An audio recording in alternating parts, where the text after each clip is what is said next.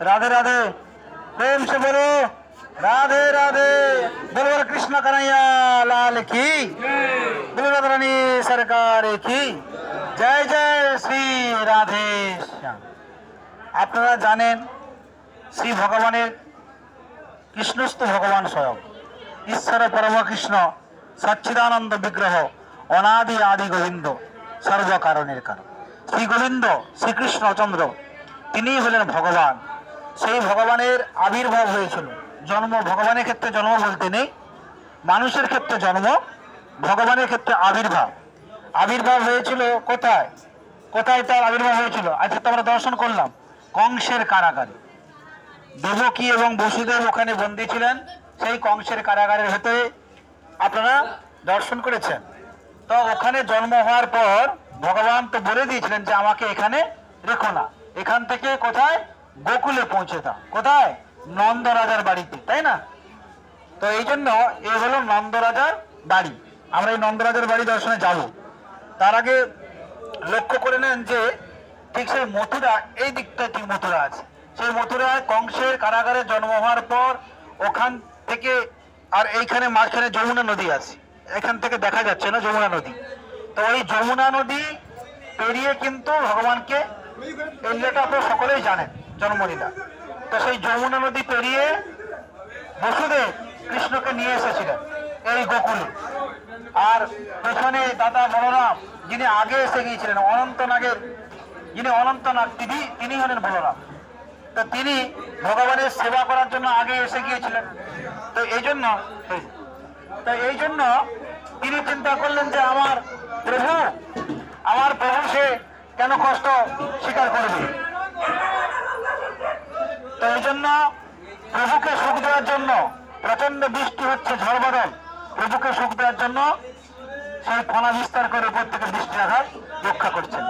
এইভাবে ভগবানকে ওই পথে, ঠিক ওই দিকে যমুনা নদী আছে, ওই দিক দিয়ে ভগবানকে যমুনা পের হয়ে নিয়ে এসেছিলেন। আর যমুনা তো জানেন তখন যমুনাতে এবারে বন্যা হচ্ছিল। তারপর দেখলেন যমুনা ভগবানকে পেতে গেলে আমার জলটা একটু কমিয়ে নিতে হলে পেতে পারবেন, জলটা কমিয়ে নিলেন, রাস্তা করে দিলেন, ভগবান এসে গেলেন এই গোকুলে নন্দ রাজার বাড়িতে।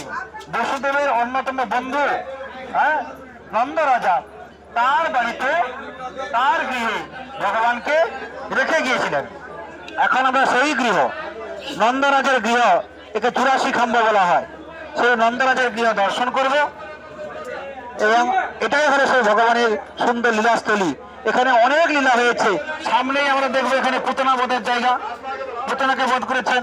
একটু ওই দিকেই দেখবো যে দাম বন্ধন, যেখানে ভগবানকে বাধা হয়েছিল, যেখানে ভগবানকে যশোমতী মা বন্ধন করেছিলেন এবং বন্ধনের পর সেই উৎকলের সঙ্গে বন্ধন করলেন, উৎকলটা গড়িয়ে নিয়ে যাচ্ছিল, অর্জুন ছিল সে ভেঙে গেল এবং ভেতর থেকে সুন্দর পুরুষ গড়িয়ে ভগবানের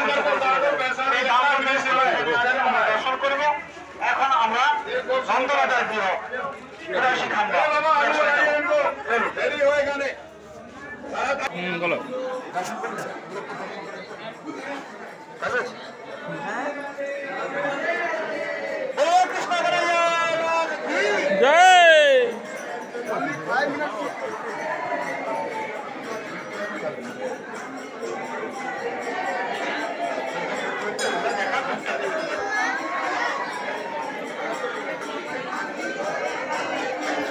कन्हैया लाल की।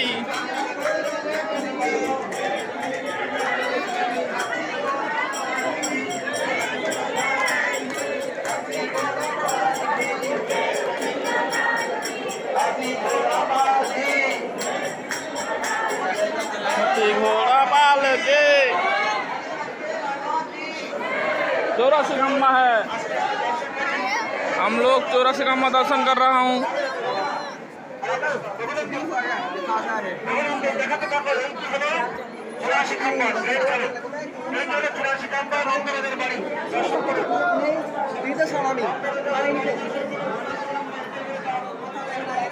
चौरासी खम्मा